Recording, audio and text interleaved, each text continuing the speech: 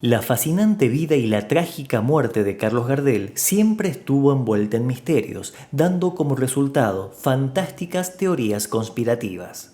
En especial su muerte, ya que fue una muerte por demás de violenta ante la mirada de cientos de personas y cámaras televisivas que capturaron para siempre aquella explosión de la nave en la que viajaba.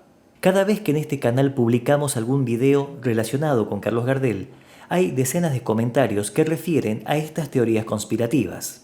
Por eso hoy seleccionamos 7 teorías conspirativas y leyendas relacionadas a la muerte de Carlos Gardel, que si bien algunas podrán sonar un poco fantasiosas o cinematográficas, no dejan de estar dentro de lo verosímil, ya que la vida real del zorzal criollo parece sacada de un guión hollywoodense.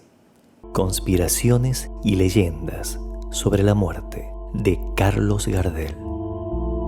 Número 1. Hubo un tiroteo dentro del avión en el que viajaba Carlos Gardel.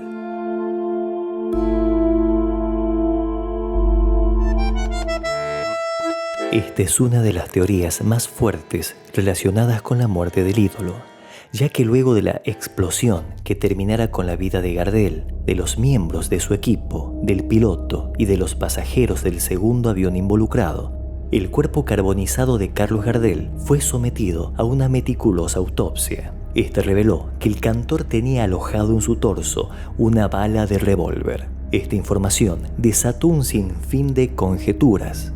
Una de estas sostenía que, en el momento del despegue, tras una fuerte discusión, se suscitó un tiroteo entre los pasajeros. Una de las tantas versiones aseguraba que la relación entre Gardel y su guionista y letrista, Alfredo Lepera, venía desgastada desde hace ya tiempo. Lepera habría padecido de celos artísticos, ya que el zorzal se llevaba el reconocimiento por las historias de sus películas y por la poesía de sus tangos. Además, aseguraban que Lepera había asistido obligado por Gardel a aquella extenuante gira latinoamericana. Los celos, los entredichos y el agotamiento desgastaron tanto la relación entre el cantante y el poeta que tras una broma de Gardel a Lepera dentro del avión y a punto de despegar, el poeta, que siempre había sido un hombre calmo y callado, estalló en furia y tras un violento cruce de palabras sacó de su bolsillo un revólver y abrió fuego contra Gardel, hiriéndolo en el pecho. El estruendo del disparo asustó al piloto que se encontraba en plena maniobra de despegue y sin querer viró el timón y perdió el control de la nave, estrellándose contra otro avión que estaba en espera también para despegar. Los pocos sobrevivientes de la tragedia negaron esta versión, asegurando que no existió ninguna discusión entre Gardel y Lepera, que estos eran sumamente cercanos y que, si bien había un ambiente de agotamiento en el equipo de trabajo, Lepera era incapaz de reaccionar de esa manera, además de que jamás se lo vio portando armas. Pero si no existió ningún tiroteo dentro de la aeronave, ¿cómo llegó ese proyectil al cuerpo de Carlos Gardel? La explicación vino de quienes conocían a Carlos Gardel de toda la vida. Aquella bala llevaba más de 10 años alojada en el torso del cantor. Cuando el zorzal festejaba su cumpleaños número 25, fue herido por orden de un turbio empresario cabaretero. El empresario se había enterado de que su joven esposa lo engañaba con Carlos Gardel y, preso de celos, mandó unos matones para que lo ultimaran. Gardel recibió un disparo en el pecho, pero de milagro, la bala pasó a centímetros de su corazón y se alojó muy cerca de su pulmón izquierdo. Los médicos, al constatar que el proyectil no había impactado en ningún órgano, prefirieron dejar la bala adentro, ya que la cirugía para extraer el plomo era muy riesgosa. Por ende, fue esta la bala que los médicos colombianos encontraron en el cadáver de Gardel. En el caso que quieras saber más sobre aquel atentado contra Carlos Gardel, después de ver este video, mira este informe donde te cuento todos los detalles. Número 2. El avión de Carlos Gardel fue tiroteado desde el exterior. Esta versión trata sobre la rivalidad y la feroz competencia entre dos aerolíneas que operaban en Colombia. Una era la empresa SACO, Servicios Aéreos Colombiano, y la otra, SCATA, Sociedad Colombo-Alemana de Transportes Aéreos. La empresa que Gardel había elegido para viajar aquel día era la empresa SACO. SACO aprovecharía este suceso de transportar al ídolo de la canción hispana como una gran estrategia publicitaria. La empresa sabía que miles de personas arribarían al aeródromo para ver y despedir a Carlos Gardel. Tan así que el propio dueño de la aerolínea, un empresario y piloto de nombre Ernesto Samper Mendoza, pilotaría ese día la aeronave en que viajaría Gardel. Y la aeronave designada para esto no era cualquiera, sino una de las más recientes y modernas de la flota, una trimotor F-31 recién adquirida por SACO. En resumen, el máximo exponente del canto hispano y estrella del cine, Carlos Gardel, estrenaría una de las aeronaves más modernas del momento, piloteada por el propio dueño de la aerolínea SACO, una fórmula publicitaria fantástica, además de ser todo un espectáculo que sería captado por la prensa nacional e internacional. Y es en este punto donde aparece una nueva teoría conspirativa.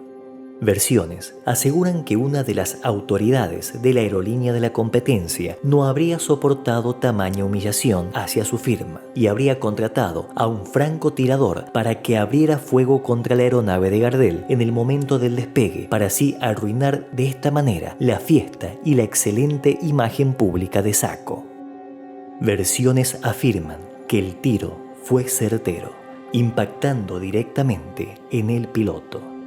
Otros sostienen que la aeronave fue alcanzada por varios proyectiles que dañaron parte del fuselaje y los sistemas de comando, causando la pérdida del control y el impacto de esta sobre otro avión.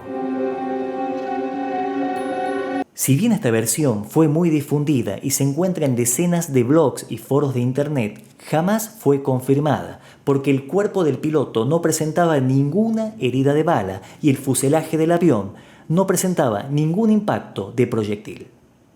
Pero las versiones conspirativas ponen en duda los informes forenses y los peritajes a las naves. Sostienen que la corrupción de la época se habría ocupado de esconder las pruebas para evitar un escándalo internacional. Si esto salía a la luz, el mundo entendería que la muerte de Gardel y de los otros pasajeros había sido el resultado de una vergonzosa disputa entre dos empresas aéreas colombianas. Número 3. La muerte de Gardel fue ordenada por intereses estadounidenses. En Internet circulan teorías que involucran a intereses estadounidenses de haber ordenado el atentado contra Carlos Gardel. Según estas, las causas son varias.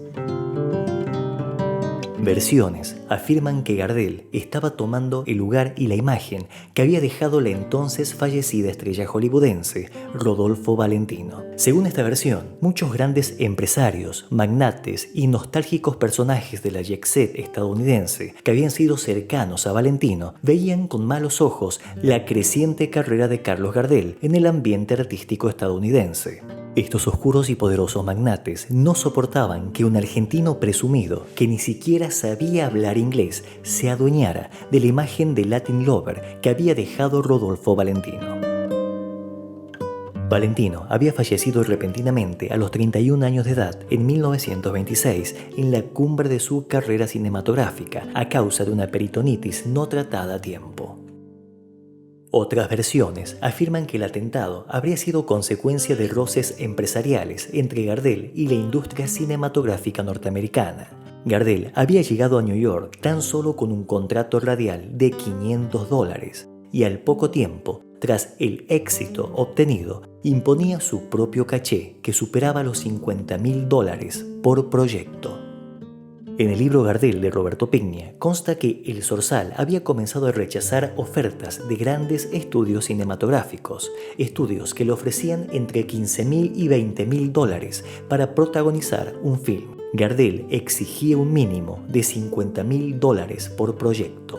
Esta exigencia molestaba a los estudios estadounidenses. Además, la industria fílmica se había enterado de que Gardel había comenzado a adquirir diferentes equipos cinematográficos para fundar su propio estudio en Estados Unidos.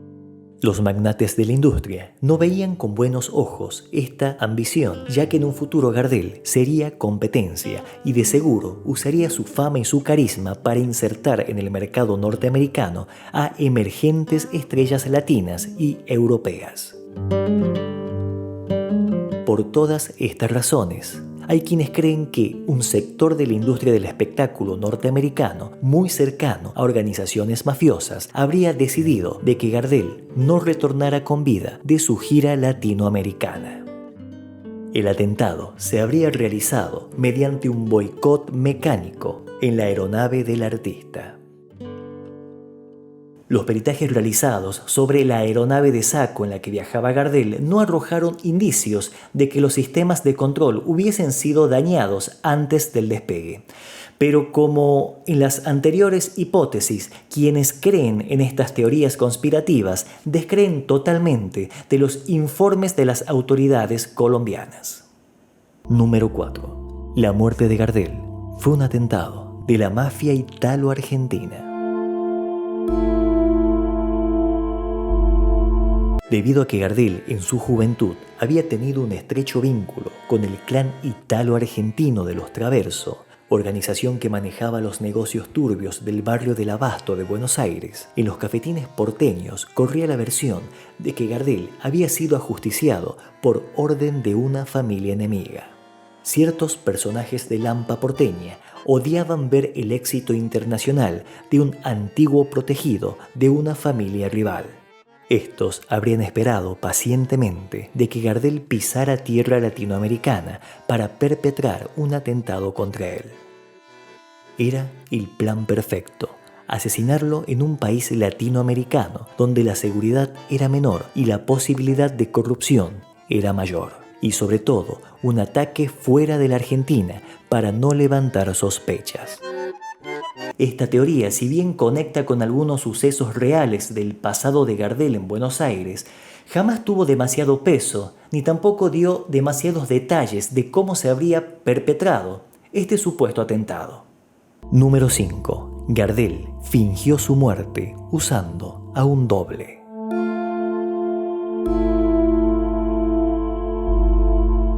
En esta ya entramos en teorías aún más fantasiosas. Versiones que sostienen que Gardel, como muchas grandes estrellas del cine y de la música, contaba con un doble oficial idéntico, es decir, una persona que se parecía mucho a él y que éste se hacía pasar por él en diferentes eventos. Esta teoría se refuerza aún más conociendo la apretada agenda que Carlos Gardel tenía todos los días del año. Shows radiales, recitales en vivo, grabaciones en estudio, ensayos, rodajes para cine, atención a la prensa, presencia en diferentes reuniones sociales donde debía estar presente sí o sí para establecer vínculos con personajes de alta sociedad y posibles inversores de proyectos futuros. Dicen que este doble de Gardel había aprendido a actuar como Gardel, pero a diferencia del original no podía entonar ni media estrofa porque era una persona sin oído musical. Por esta razón, este supuesto doble de Gardel solo se limitaba a sonreír y a mantenerse callado. Según esta versión, Gardel no habría abordado la aeronave aquel 24 de junio en Medellín, sino su doble, y que el verdadero Gardel, tras enterarse de la tragedia, aprovechó para simular su muerte, escaparse en secreto hacia Europa, posiblemente a Francia, donde rehizo su vida bajo una identidad falsa y con cambios en su aspecto para no ser reconocido, ya que se había hartado de la extenuante vida de estrella que llevaba. Número 6. Gardel sobrevivió al atentado y vivió el resto de su vida en secreto.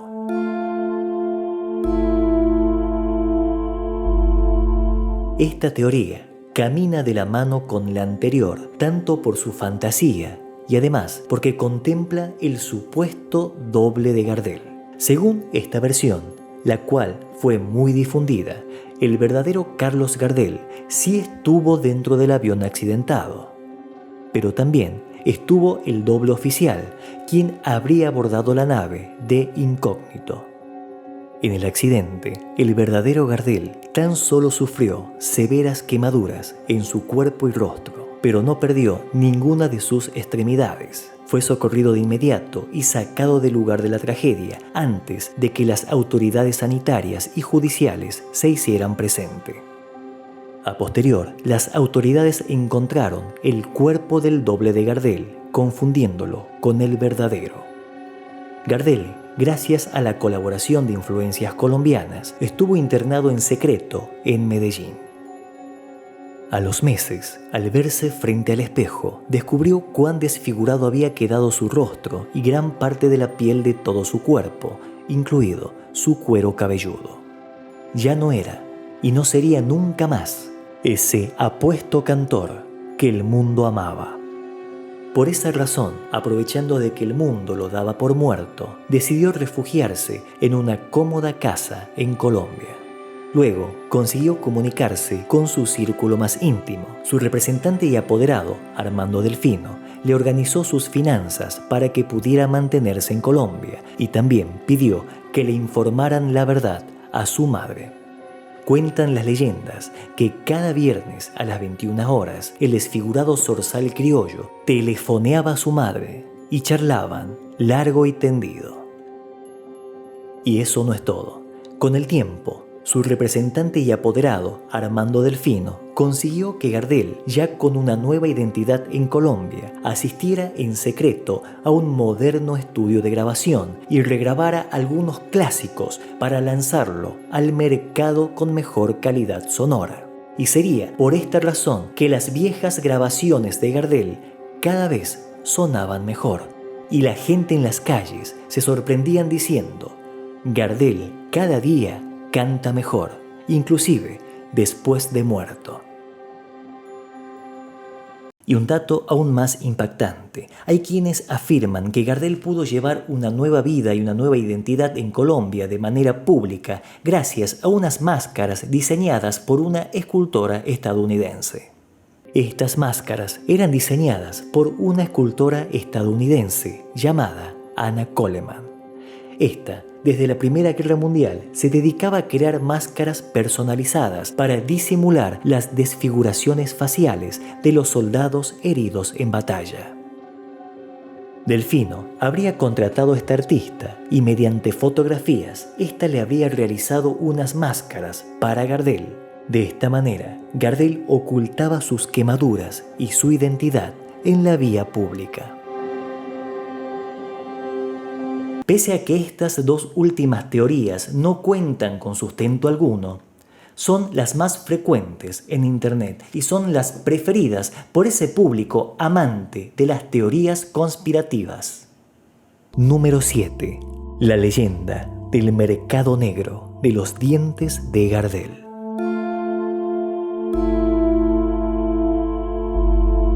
Este último punto refiere más a una leyenda que a una teoría conspirativa. Tras la muerte del zorzal, en Colombia, comenzó a circular el rumor que, durante el breve tiempo que el cantor estuvo enterrado en Medellín, delincuentes habían profanado su tumba y le habían arrancado sus preciosos dientes, debido a que la sonrisa de Carlos Gardel era uno de sus dones más adorados.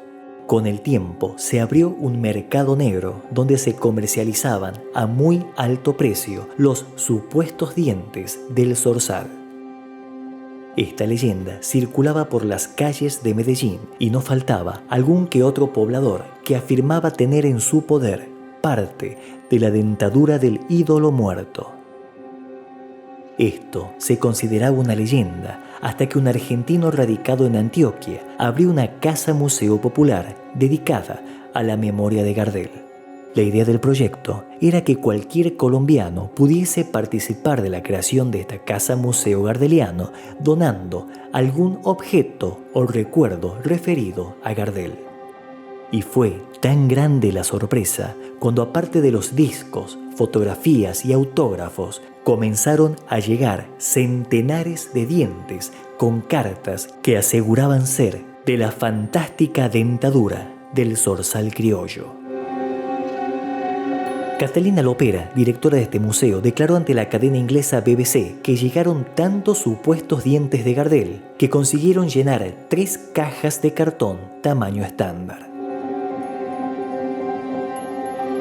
Esta declaración confirma la leyenda de la existencia de un mercado negro dedicado a los supuestos dientes de Carlos Gardel. Según fotografías del cadáver y constataciones que se hicieron antes de reubicar los restos en Buenos Aires, se confirmó que, pese a que el cuerpo estaba muy dañado, la dentadura del zorzal estaba intacta. Por ende, todos esos dientes que los colombianos compraron creyendo que eran de Carlos Gardel, le pertenecían a otros cadáveres. Como te comenté en un principio, estas teorías conspirativas no son más que eso, teorías, hipótesis, ya que nunca fueron probadas, pero, pese a esto, siguen muy presentes en la cultura popular referida a Carlos Gardel. Y lógicamente no se desestima que algunas podrían tener algo de cierto, por lo menos ser verosímil, pero no hay que negar que son muy atractivas al morbo inherente en cada persona. Les pido que me comenten aquí abajo si cuál de estas teorías les parece por lo menos que podría llegar a ser cierta o verosímil y por qué. Me lo escriben acá abajo que yo lo leo con mucho gusto. En mi caso me gusta mucho la teoría de el doble de Gardel, me parece fascinante. Y además es creíble porque, a ver, si en la actualidad el Ricky Martin y Luis Miguel tienen doble, ¿cómo no va a tener un doble el gran Carlos Gardel? Por favor. Mi nombre es Matías Ángel y esto fue otra edición de Luna Tugma Radio. No olviden suscribirse al canal y compartir este video con sus amigos. Les mando un gran abrazo, que tengan una hermosa semana y sobre todo una muy buena vida. Hasta la próxima.